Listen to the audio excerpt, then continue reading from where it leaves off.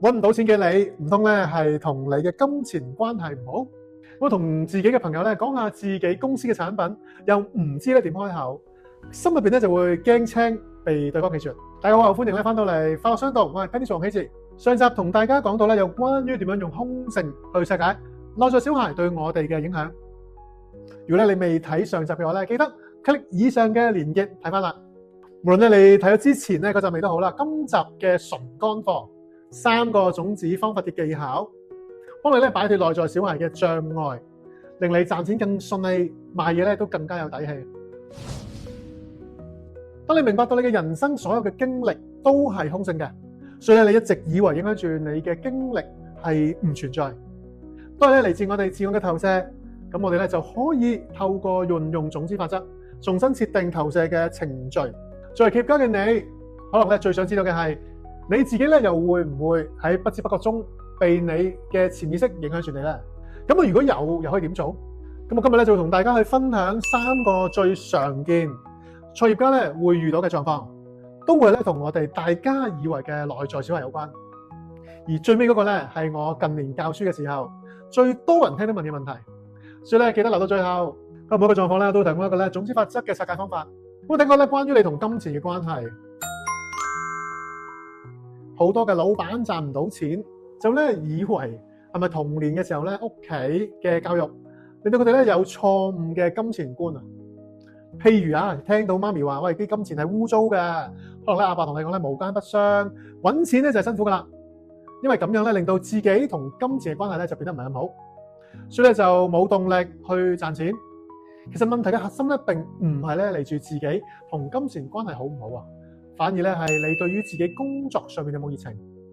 如果想解決呢個狀況，你可以咧嘗試一下去種下天賦熱情使命嘅種子。我囡囡咧之前咧同好多嘅後生仔一樣啊，冇目標冇夢想，淨係咧想去躺平，想放鬆，或者咧令佢咧揾翻咧佢有嘅熱情做嘅事情。我連續6年啊參加咗呢個少年嘅 mentor program， 目的咧就係幫啲後生仔喺成長嘅時候揾到佢中意做嘅嘢。咁而家咧我同我2個囡囡咧都揾到自己熱愛嘅事情。阿女咧就中意咗跳舞啊，唔需要成日管住佢，話你咩食得咩唔食得，唔好食啲乜嘢嘢，因為咧佢為咗自己更加好嘅狀態，就咧去 keep fit， 仲咧晚晚咧拉筋咧去 keep 住自己嘅柔韌性，俾我咧揞住佢咧更加有效100倍啊！第2，害怕銷售。我見到咧好多咧嘅老闆啊，或者咧做緊 sales 嘅朋友，明明咧佢哋咧就係有需要同客戶去推薦自己，無論係公司又好，產品又好，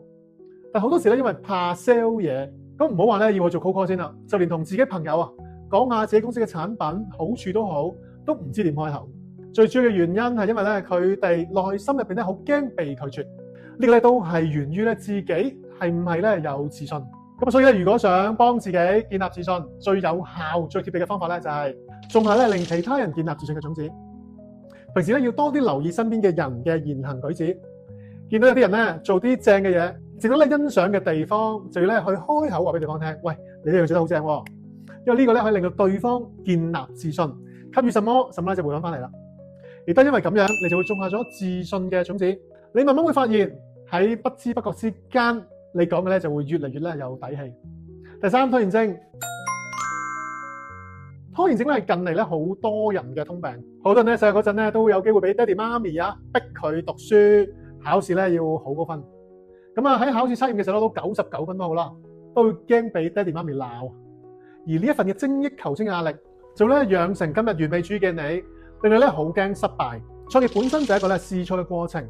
我哋要不斷喺錯誤當中學習成長。需要讓你嘅生意快速咁企穩陣腳，你嘅試錯咧要越多越快越好。如果你嘅完美主義成為咗阻礙你向前嘅原因，你必須要咧學會接納不完美，並且咧有個面對失敗嘅勇氣。